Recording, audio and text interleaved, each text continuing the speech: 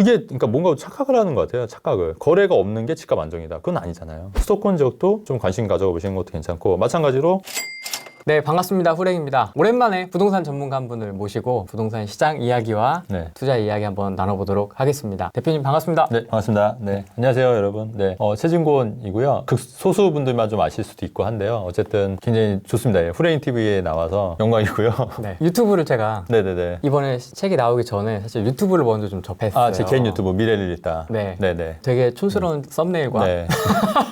맞아요. 네. 썸네일은 되게 촌스러운데 네. 내용이 되게 좋아가지고 아, 그래요? 이분 누구냐 네. 연락처를 좀 달라 해가지고 네네. 제가 아, 네. 컨택을 하게 됐습니다. 네, 감사합니다. 첫 출연이시기 때문에 네네. 간단하게 네, 네, 자기소개. 네. 자기소개 부탁드립니다. 아까 유튜브 말씀하셨는데 지금 현재 미래를 읽다라는 유튜브 지금 운영 중에 있고요. 그다음에 미래를 읽다 투자자문 컨설팅 대표로 있고요. 지금 뭐 중개업도 같이 하고 있습니다. 그 신작 대한민국 부동산 어떻게 흘러갈 것인가 있고요. 주로 하는 일은 이제 부동산 상담이에요. 부동산 상담해서 실제 매물까지 이제 추천도 드리고 있는 그런 이제 회원제로만 운영하는 이제 부동산 중개업소를 운영하고 있고요. 대표님의 히스토리가 되게 궁금한데 네네. 다 플레임을 얘기 뭐 다 아실 겁니다. 네네네. DH 땡땡 가서 제가 대표님을 처음 뵙고 네네. 차를 한 잔 간단하게 네네. 마시고 왔었는데 네. 개인적으로 투자를 되게 잘 하셔서 네네. 지금 뭐 경제적 자유를 네네네. 이루셨어요. 이미 네네네. 뭐 네, 제가 볼 때는 네. 제 판단은 그렇습니다. 그래서 어떤 성장 과정을 통해서 좀 투자를 해오셨는지. 네. 그러니까 사실은 제가 그 IMF 때 저희 집이 망해가지고 망했어요. IMF 때. 그때 이제 많이 망했잖아요. 그래서 대학생 때 제가 이제 과 대표였는데 네. 수학여행을 가야 되는데 이제 30만 원이었어요. 그 당시 수학여행비가. 그래서 30만 원 달라고 했더니 이제 계속 이제 차일피를 미루시더니 어머니가 나중에는 이제 그 다음 날 이제 가야 되니까 금은방에 가서 결혼 예물을 팔려고 하시더라고요. 그 모습을 보고 네, 그래서 깜짝 놀랐죠. 그 돈을 좀 벌어야겠구나. 그래서 그때부터 어떻게 하면 돈을 벌까? 그런 생각을 많이 했던 것 같아요. 그게 이제 계기가 돼서. 그럼 어떻게 부동산 투자? 그래서 그 어렸을 때도 이제 느꼈던 게, 이게 부동산을 잘만 고르면 돈이 될 수도 있겠구나. 왜냐면 제가 이제 그때 목동에 살았거든요. 근데 목동이 완전히 그 모래밭이었어요. 옛날에는. 근데 거기에 이제 아파트가 조성이 되고 상가가 들어서고 이런 모습을 한 20년 동안 쫙 봤죠. 저희가 이제 단독주택에 이제 잘 살았거든요. 그래서 이제 단독주택에 살았는데, 우리 집은 점점 가난해졌는데, 이 목동 아파트로 이사 간 친구들은 이제 점점 부자가 되는 거예요. 고등학생이 되고 대학생이 되니까 이 친구들은 이제 뭐 해외로 어학연수도 가고. 근데 저는 가고 싶은데 뭐 수학여행비도 없는데 뭐 어학연수 가겠습니까? 그러니까 이게 집을 어떻게 선택하냐에 따라서 자식들의 부가 결정되는구나. 그런 생각을 이제 가졌었죠. 그래서 나는 내가 크면 부동산 투자를 해야겠다. 이미 고등학교 때 마음을 먹었던 것 같아요. 이런 얘기하면 사람들 안 믿으시는 분도 있는데 전혀 어울리지가 않는 그래요? 히스토리인데요. 그래요. 그래서 고등학교 때 부동산 투자를 해야겠다. 이런 생각을 가졌던 것 같아요. 네네. 직장 생활을 먼저 하신 거 아니에요? 그래서 이제 직장 생활을 했는데 제가 이제 대학교 이제 졸업할 때쯤 돼서 제가 막 그렇다고 뭐 이제 서울에 있는 대학은 나오긴 했는데 막 공부 잘해서 뭐 서울 연구대도 아니고 그래서 이제 직장에서 연봉을 이렇게 비교를 해봤는데 그때 그 당시 연봉이 한 2,000에서 2,500 정도? 신입 초봉이니까. 근데 이제 아무리 계산을 해봐도 또 물려받을 재산도 없으니까 계산을 해봐도 서울에 내 집 하나 마련하기가 힘들겠더라고요. 그래서 직장 생활을 해야 되나 이러던 와중에 그 당시 이제 그때가 이제 2002년도예요. 이제 그 외국계 보험회사가 이제 대학생들 위주로 보험회사에 이제 영업사원을 뽑는 시기이기도 했어요. 외국계 보험사들 뭐 ING라든가 뭐 AIG라든가 메트라 뭐 이런 회사들이 해서 그래서 한번 거기 면접을 가봤죠. 갔는데 여기는 잘만 하면 억대 연봉도 가능하대요. 잘만 하면 신입도. 네, 신입도. 그래서 그러냐고. 근데 내가 생각해보니까 리스크가 없는 거예요. 특별히 뭐 내가 돈을 뭐 투자하는 것도 아니고. 그래서 그래요? 한번 해볼까요? 이렇게 해서 시작한 게 그래서 나중에는 억대 연봉도 됐죠. 실제로. 그래서 그렇게 하다가 보험 하다가 이제 자산관리사 쪽으로. 왜냐면 이게 그 어차피 같은 영역이기도 하니까 보험만 파는 게 아니라 금융상품도 이제 같이 하는 그런 자산관리사로 이제 이직을 하고 그렇게 이제 캐리어를 이제 쌓았죠. 근데 그게 이제 장점이 돈도 이제 일반 샐러리맨보다는 많이 벌었을 거 아니에요. 그래서 제가 이제 독하게 3년을 1억을 모았어요. 그게 가능합니까? 네네. 왜냐면 그 당시 급여가 한 350 정도였으니까 그 사회초년생 직원 많았잖아요. 그래서 200만 원씩 이제 펀드에 불려서 이제 1억을 딱 모아서 이제 그게 2004년도. 그래서 그때부터 이제 부동산 투자를 하기 시작한 거죠. 첫 번째 투자는 어떤 거 하셨어요? 빌라였습니다. 다세대. 근데 2004년도가 재개발 뉴타운이 막 이렇게 붐이었을 때요. 맞습니다. 그래서 그때부터 빌라 투자를 해서 단기간에 그래서 2009년도에 한 10억을 제가 모은 거예요. 2009년도에. 재개발 빌라로. 네네네. 그 당시 나이가 제가 만으로 32, 그때 나이 34이었으니까. 그래서 이제 그 돈을 가지고 서울에 있는 집을 이제 샀었죠. 샀었는데 2008년도 이제 금융위기가 오면서 이제 좀 조정을 좀 받고. 아무튼 그런 좀 스토리가 있고 우여곡절이 좀 있었던 것 같아요. 그래서 투자는 벌써 한 2004년도부터 지금까지 꾸준히 한 15년간 계속 해온 것 같아요. 10년 넘게 일단 살아남으신 건 대단하죠. 네. 운이 좋았게. 구독자분들이 관심 있는 지역이 네네네. 일단 서울이요. 그쵸, 그쵸. 서울 지금 분위기가 어떻습니까? 그러니까 서울도 지금 사실은 매물이 많이 없어서 지금 양극화가 좀 심해지고 있잖아요. 그러니까 이제 사람들이 원하는 거는 이제 새 아파트, 새 집. 그러니까 이제 새 아파트는 좀 거래도 좀 잘 되는 것 같고 한데 지금 보면은 제가 작년에 솔직히 그 2019년 전망할 때 제가 초에 상저하고를 얘기했었거든요. 아마 예전 제가 찍었던 영상 보시면 아실 거예요. 근데 상저하고인데 작년 같은 경우는 정말 상저하고였잖아요. 근데 제 생각은 2020년도 전망에 대해서는 그 좀 이따 뭐 얘기하겠지만 일단 간단하게 말씀드리면 좀 상고하저가 되지 않을까 저는 좀 그렇게 생각을 하고 있는데 지금 이제 그 지역별 수도권 그 말씀을 하면은 일단 네. 서울 같은 경우에는 계속 입지 좋은 곳은 뭐 계속 가는데 언제까지 계속 간다는 보장은 없는 거잖아요. 그래서 그거는 입지별로 좀 판단하셔야 될 것 같고 수도권 같은 경우에는 아직 덜 오르는 데가 되게 많아요. 생각보다. 그렇습니다. 네네. 하나도 안 오르는 데도 있어요. 수도권 지역에서. 그래서 그런 데를 좀 더 눈여겨보시면 오히려 더 틈새로 왜냐하면 서울은 사실 굉장히 많이 올랐잖아요. 이미 많이 오른 데 들어가는 것도 나쁘진 않은데 좀 저평가된 데 장기적으로 봤을 때 저평가된 데 들어가시는 것도 오히려 괜찮거든요. 제가 봤을 때는. 그래서 수도권 지역도 좀 관심 가져보시는 것도 괜찮고 수도권 어디가 좀 저평가? 수도권이요? 제가 이런 얘기 하면은 뭐 반대이신 분들 많으실 건데 예, 제 생각은 좀 개인적으로 김포 쪽도 괜찮은 것 같아요.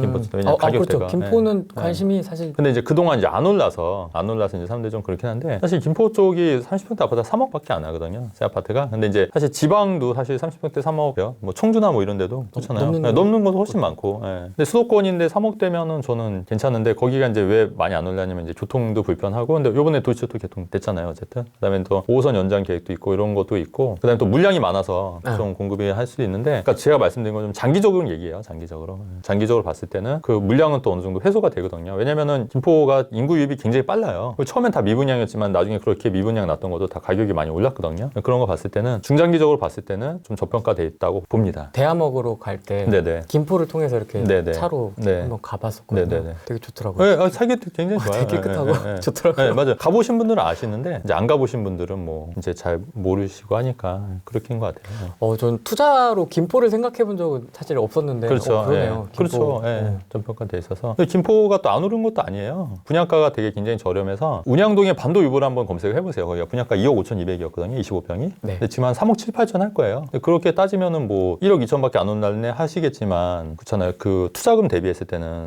굉장한 상승률이잖아요. 그러네요. 또 거기다가 이제 비조정적이기도 하니까 저는 개인적으로 좀 그렇게 생각합니다. 일단 그 하나만 딱 말씀드릴게요. 다른 정도는 그렇고. 네. 지방 투자는요, 제가 봤을 때는 굉장히 부지런하시는 분들이 해야 돼요. 부지런. 네네. 어떤 그러니까, 의미에서? 그러니까 왜냐면 어쨌든 가셔야 되잖아요, 거기를. 그렇죠. 현장을. 네. 근데 이제 저도 예전에 강원도 동해 아파트를 산 적이 있었거든요. 두 채를 산 적이 있었는데 제가 이제 운전을 싫어하니까 그 기차를 타고 한번 가본 적이 있었어요. 근데 그 태백산맥을 넘으니까 6시간인가? 죽는 줄 알았어요, 진짜. 미치겠다. 이거는 돈을 떠나서 할 게 아니구나. 근데 지방 투자하시는 분들은 굉장히 부지런하셔야 돼요. 왜냐면 또 직접 운전해서 가시고 또 왜냐면 부동산의 답이 현장에 답이 있는 거니까 계속 또 봐야 되잖아요. 네. 그러니까 임장 활동을 계속 해야 되는데 저처럼 게으른 사람들은 쉽지 않은 것 같아요. 저랑은 안 맞아서 사실은 저는 지방 투자는 잘 안 하는 스타일이긴 해요. 그러니까 이제 가까운 서울하고 수도권 위주로 하는데 지방 투자하시는 분들은 보면은 굉장히 독하신 것 같아요, 진짜. 그리고 굉장히 그 열심히 하시는 거고 부지런하시고 이제 그런 분들은 지방 투자하시는 것도 괜찮을 것 같은데 요즘 뭐 대전이나 뭐 부산이나 뭐 특히 부산 같은 경우에는 좀 많이 관심이 높잖아요. 나쁘지 않죠. 지방에 계신 분들은 지방에 투자하시잖아요. 그렇죠. 네. 예. 그런 분들을 위해서. 그런 분들 위해서 좀 팁을 주신다면. 그러니까 제가 왜 잘 모르니까 네. 그렇긴 하긴 한데 요즘 그 트렌드는 크게 뭐 새 아파트잖아요. 요번에 LCT 요번에 그 영상 보니까 엄청 좋은 것 같더라고요. 네. LCT 같은 경우에도 뭐 그런 쪽 그리고 이제 만약에 그런 데가 이제 발전이 되면은 좀 상대적으로 좀 덜 오른 지역들도 분명히 있을 거잖아요. 그러니까 역으로 만약에 내가 투자하려고 했던 데가 이미 많이 올라 버렸으면은 이건 뭐 지방뿐만 아니라 서울 수도권 다 마찬가지긴 한데 올랐으면은 저는 이제 그 주변을 좀 많이 좀 체크를 해요. 그래서 그 주변 중에서 좀 덜 오른 지역이 분명히 있을 거예요. 그래서 그런 데를 좀 장기적으로 들어가는 것도 투자할 때는 뭐 나쁘진 않은 것 같다. 그리고 일단은 지역에 계신 분들은 본인 그 동네 있지 않습니까? 동네부터 이제 파시는 게 맞아요. 왜냐하면 동네를 파고 이제 아셔야지 영역을 이제 점점 넓히시는 거지. 우리 동네 내가 사는 동네도 모르는데 어디 뭐 딴 데 투자하겠다 이런 거보다 이제 내가 잘 아는 동네부터 조금씩 이제 파서 가시는 게 맞을 것 같고 그다음에 또 팁을 드리면 금매는 항상 있어요. 어디든 금매. 그래요? 그죠? 예. 금매는 왜냐면은 갑자기 뭐 이혼을 한다거나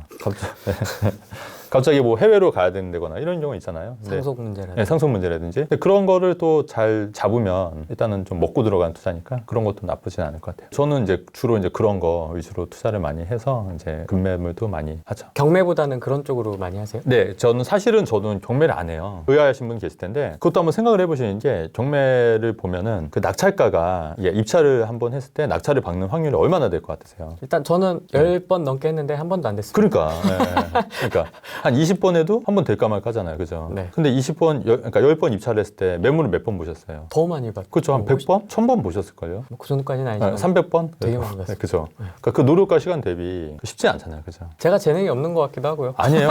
저도 마찬가지일 거예요. 저도 마찬가지일 거예요. 그래서 저는 애당초 경매를 안 해요. 아예 그냥 처음부터 네. 일반 물건이나 금매 네, 네. 위주로 위주로. 분양권 뭐 네, 네. 재개발. 네네. 그러니까 제 투자 스타일은 경매는 이거잖아요. 시세보다 싸게 사면은 가격을 버는 거잖아요. 근데 저는 그런 스타일이 아니라 시세만큼 사는데 이걸 미래 가치를 보는 거죠. 미래 가치를 보면 오르면 되는 거잖아요. 싸게 사고. 그래서 오히려 이게 더 효율적인 것 같아요. 제 생각은. 그래서 너무 제가 또 항상 강조하는데 너무 경매에 대한 환상을 가지실 필요는 없을 것 같아요. 네, 진짜로. 제 경험담입니다. 경험담. 일단 서울은 매물이 그러면 네. 없어서 네네. 계속 더 당분간은 갈 것 같다. 상반기까지는 갈 것 같아요. 제 생각은. 네, 왜냐하면 내년 4월에 총선이 있잖아요. 네. 그러면 아무래도 총선 전에는 공약들을 좀 많이 내놓을 거란 얘기죠. 지역 현안들, 뭐 GTS를 더 추가로 된다거나 좀 더 빨리 한다거나 어쨌든 공약들을 난발하면은 매도자 입장에서는 이거 봐라? 이러면서. 그렇죠. 또 매수자 입장에서 빨리 사야겠네. 총선이 끝나면 제 생각은 이제 정부 정책이 정말 뭐 더 다른 정책들이 나온다거나 눈치 보일 게 없잖아요. 더 이제 강하게. 뭐 강하게 할 수도 있고 아니면 또 역으로 풀어줄 수도 있고 풀어주는데 오히려 그게 또 사람들의 반응했을 때는 이제 팔아야 되는 시점이구나 또 이런 또 신호를 줄 수도 있는 거니까 정부 정책이 규제를 하면 할수록 사실 집값은 올랐잖아요. 오히려 역으로 정부 규제를 오히려 푸는데 집값이 떨어질 수도 있다고 생각하거든요. 어쨌든 상반기까지는 좀 가지 않을까 그렇게 보고 있습니다. 이야기 나온 김에 네네. 정책 이야기로 네네네. 넘어가서 그럴까요? 네. 최근의 이슈는 다주택자 네네. 취득세 인상 네네. 이거든요. 셉니다. 4%. 네, 4%. 네네. 어떻게 좀 보시나요? 그러니까 이제 정부 취지는 그거죠. 원래 이제 이게 원래가 4%인데 6억까지는 1% 이게 낮춰준 거기 때문에 원래 정상 가격 받겠다. 그렇긴 하죠. 그죠? 예. 그 취지는 그렇긴 한데 이게 4주택일부터 한다고 하면은 그러면 이제 3주택까지는 무조건 가져가야지 이득인 거잖아요. 그러면 1주택인 사람들도 그래? 나 3주택 해야겠네. 그런 생각 들 수 있잖아요. 4주택까지 안 하면 되겠구나. 그럼 모든 사람 국민들이 다 3주택으로 갈 확률이 높죠. 근데 그게 또 취지랑은 안 맞는 거잖아요. 그럼 이게 또 부작용인 거예요. 그리고 4주택 하게 되면은 그러면은 모든 사람들이 다 3주택씩 가져가면은 또 마찬가지로 이 취지랑은 또 안 맞는 거고 그런 부분도 있고 무슨 생각을 갖고 계신 분인지 모르겠어요, 솔직히. 더 그만 살아 뭐 네, 이런 그렇죠. 의미 아닐까? 네, 그냥 그런 것도 있는데 저도 한번 생각을 한번 해보세요. 거래가 없는 게 그만 사는 게 거래가 없는 게 부동산 안정인가요? 되게 위험한데. 그렇죠. 거래가 없는 게 오히려 안정은 아니잖아요. 그냥 심정지 상태잖아요. 심정지. 진짜로.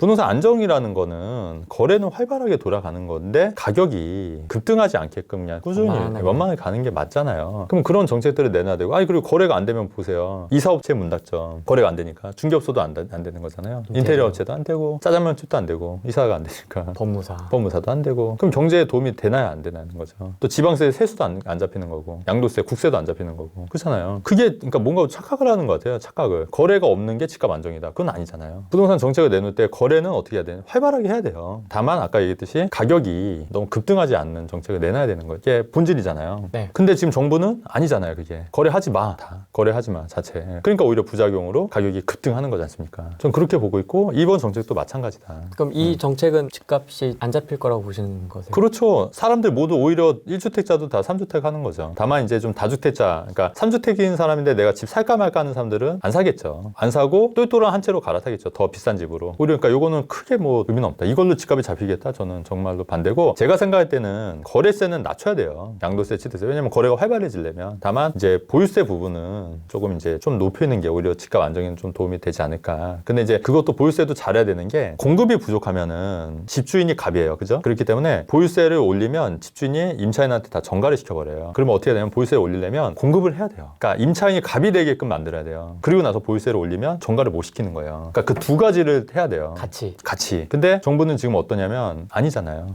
집이 보시면 부족하지 않다고 합니다. 아니죠. 아니잖아요. 그러니까 집이 부족한 그거는 그냥 이것만 보고 그냥 통계만 본 거지. 사실은 사람들이 원하는 집은 부족한 거잖아요. 원하는 새 집은 사람들이 선호하는 집은 부족한 거지 않습니까? 근데 자꾸 안 부족하다고 계속 우기는 거잖아요. 그 사람들이 살고 싶은 데가 서울이잖아요. 엄한 뭐 삼시 신도시 하니까 집값이 안 잡히는 거잖아요. 그래서 저는 일단은 집값을 잡으려면 일단 거래를 활성화시키려면 거래세를 낮추고요. 그다음에 보유세를 올리되 공급을 같이 늘리는 전략을 써야지 집값이 잡힐 수 있다고 저는 개인적으로 생각하는데 제가 아무리 이렇게 얘기를 하고 생각을 해도 어차피 받아들이지 않아요.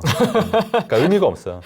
방송 보시는 분들도 의미가 없어요, 여러분. 그냥 나는 어떻게 해야 될까? 이 부분만 고민하시면 돼요. 그렇죠. 사람들이 되게 헷갈려 할 것 같아요. 유튜브 보면 네네. 공급이 이렇게 많은데 네네. 지금 이거 다 투기꾼들이 받쳐서 올려놓은 거다. 네네. 이거 이제 실거주자들이 못 받쳐주면 다 네. 무너진다 이러시는 분도 계시고 네네네. 정부는 당연히 뭐 집 안 부족하다고 얘기하고 있고 네네네. 지금 그러고 있는데 참 헷갈릴 것 같습니다. 보시는 분들. 그러니까 그러니까 제가 생각할 때는 근데 너무 그런 말에 현혹될 필요는 없을 것 같아요. 여러분들이 만약에 그러니까 이런 거죠. 부자가 만약에 되고 내가 내 집을 마련하려면 내 집 마련을 성공한 사람한테 얘기를 들어야지 실패한 사람한테 얘기를 들으면은 물론 반면교사로 삼을 수 있지만 그 얘기를 들으면 본인이 성공하는 데는 거리가 멀잖아요. 그래서 제 생각은 물론 이제 그런 분들을 다 폄하하는 것도 아니고 그런 분들도 좋은 내용이 있다고는 생각을 하지만 너무 현혹될 필요는 없다. 그냥 어차피 그냥 말에 끝난다. 그냥 그거에 너무 현혹될 필요 없고 그 사람이 진짜로 성공하고 진짜 그렇게 어떤 그런 부동산 투자를 해서 그런 거를 보고 얘기를 들어보는 게 훨씬 더 낫지 않겠냐. 좀 그렇게 생각합니다.